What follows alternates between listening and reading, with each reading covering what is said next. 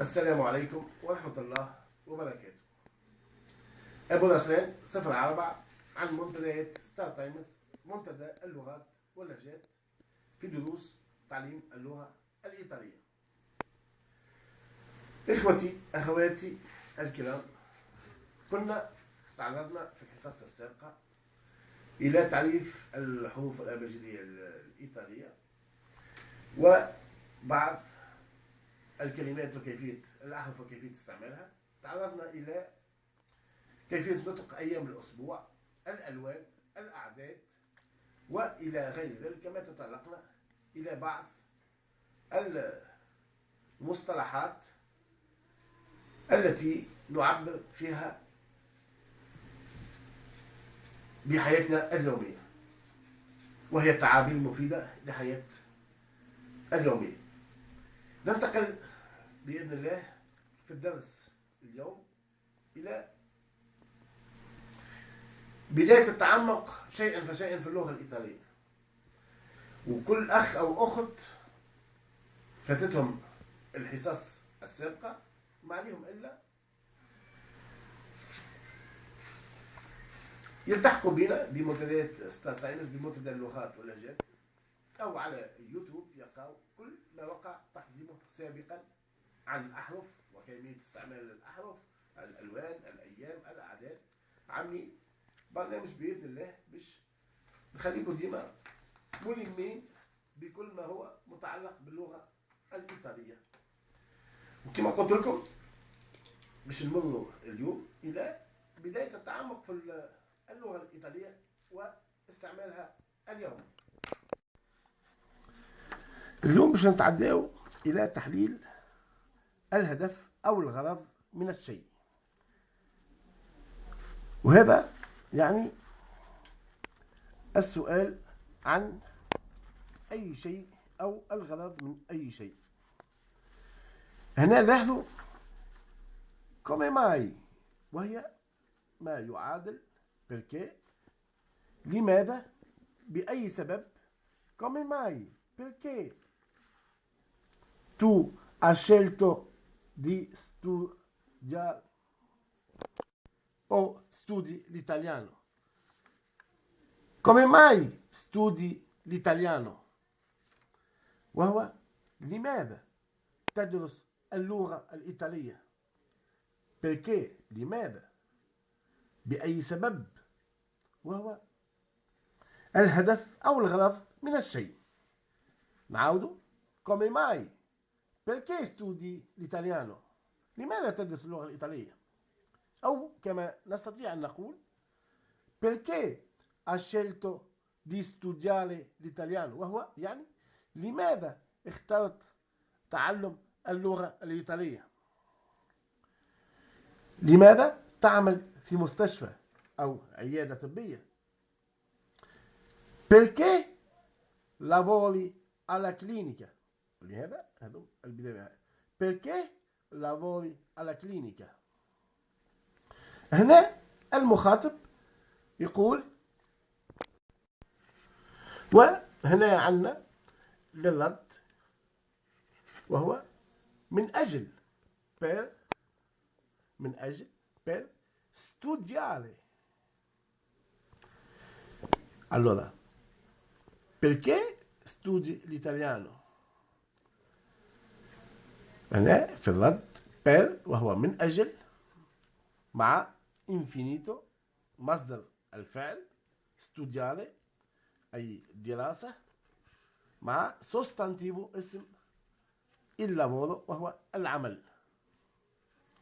perché، وهنا كنا تعلمنا هذه الكي سي هاش وقال كي perché، لأن مع الكونيوجاتو. الفيربو كونيوجاتو هو فعل الصرف.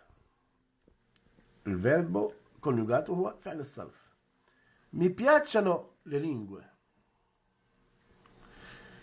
تعجبني اللغات، ومن بينهم اللغة الإيطالية. ولهذا هنا عندنا قلنا perché مع لو فيرب كونجوجي، وهو الفيرب كونجوجاتو الفعل الصرف.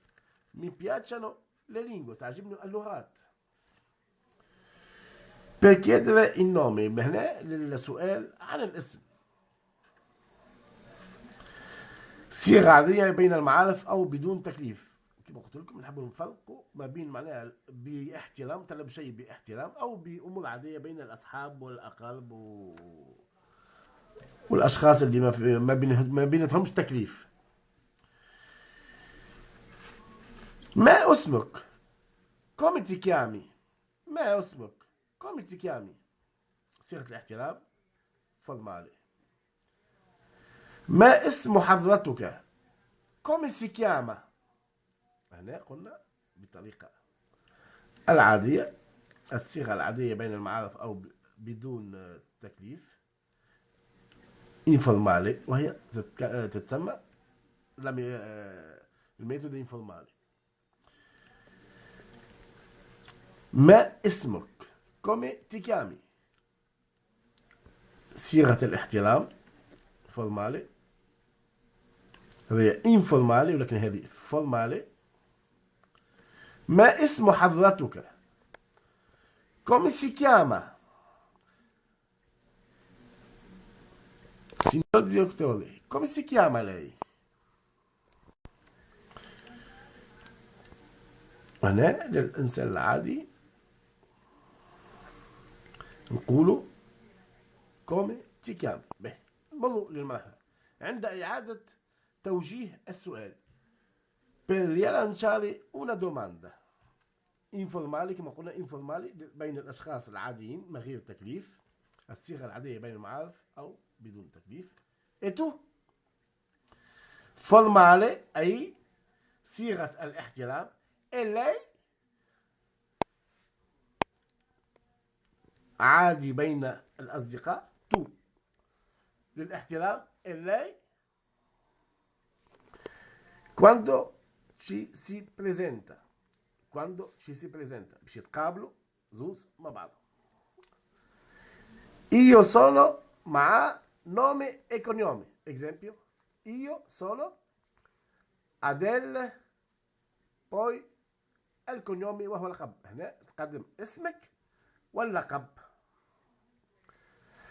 Per identificare qualcuno، per identificare qualcuno لتعريف بشخص. informale tu sei، هنا ديما الاسم ثم اللقب. أنت عادل ثم اللقب. lei è il signor، هنا توا formale للاحترام. lei il signor أو la signora أو السيدة، أنت السيد أو السيدة مع الاسم واللقب. عفوا. عند السؤال عن المهنة quando chiediamo la professione، quando chiediamo la professione عند السؤال عن المهنة. ماذا تعمل أنت؟ هذا فورمالي. informale كما قلنا، وهو بين الأصحاب والأقارب والأم بطريقة عادية. Che lavoro fai tu؟ Che lavoro fai tu؟ هذه formale. ماذا تعمل حضرتك؟ Che lavoro fa lei؟ ولهذا هنا والخلاصة اللي حبيت نوصلها مع بعضنا ما بين الأشخاص العاديين تو، وبين بلغة الاحترام تولي لاي. ولهذا وصلت لب الموضوع بتاعنا بتاع اليوم. وقت وعدتكم بأن باش نطلقوا الدرس الاحترام، عملية لغة الاحترام واللغة العادية بين الأشخاص، وهو ما قلت لكم قبل. informale هي صيغة عادية بين المعارف أي بدون تكليف. هناك صيغة عادية بدون تكليف وهناك صيغة بالتكليف، وهي هكذا معاملتنا اليومية.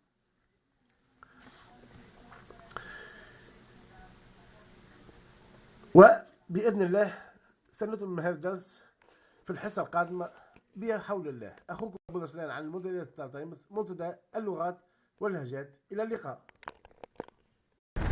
أبو رسلان 04 عن منتدى ستار تايمز، منتدى اللغات واللهجات، دروس في اللغة الإيطالية.